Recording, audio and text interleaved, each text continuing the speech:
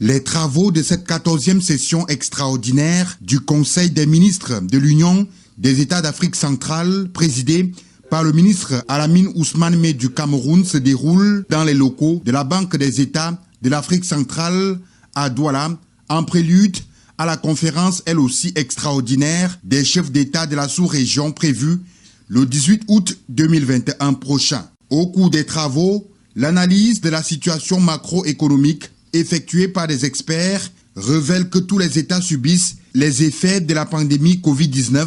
des tensions sécuritaires qui s'ajoutent à la chute des prix des hydrocarbures qui représentent près de 70% des exportations. Du coup, les conséquences économiques et financières de ce triple choc pétrolier, sécuritaire et sanitaire sont de plusieurs ordres. Entre autres, la baisse significative des recettes budgétaires, la dégradation des comptes macroéconomiques, la perturbation des échanges intracommunautaires, la fragilisation de la stabilité externe et financière, la montée des tensions inflationnistes. Sur le plan social, la crise sanitaire a fortement impacté le niveau de vie des populations avec des pertes d'emploi et la détérioration des services publics de base. Au regard de ces effets négatifs, les chefs d'État des pays membres de la CEMAC ne sont pas restés les bras croisés. Des mesures urgentes sont prises.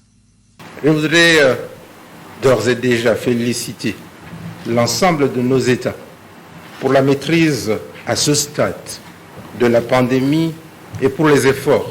ayant produit des résultats dans notre sous-région ces 5 dernières années. En effet, la mise en œuvre des premières réformes a abouti, entre autres, à une consolidation budgétaire basée sur l'élargissement de l'assiette fiscale et sur l'amélioration de la qualité de la dépense publique. Les recommandations spéciales prises au thème des travaux visent à renforcer la protection sociale d'une part et d'autre part pour une meilleure consolidation budgétaire. En vue d'une meilleure consolidation budgétaire, les recommandations nous invitent à poursuivre des actions de renforcement de la mobilisation des recettes non pétrolières et de la gestion des finances publiques à travers d'une part l'élargissement de l'assiette fiscale, l'harmonisation des pratiques fiscales et la modernisation des administrations fiscales et douanières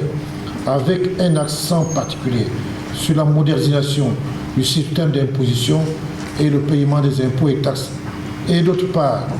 la modernisation des méthodes, procédures et instruments de gestion des finances publiques conformes aux normes édictées par la communauté. En rappel, la conférence des chefs d'État de la CEMAC se tient le 18 août 2021 prochain.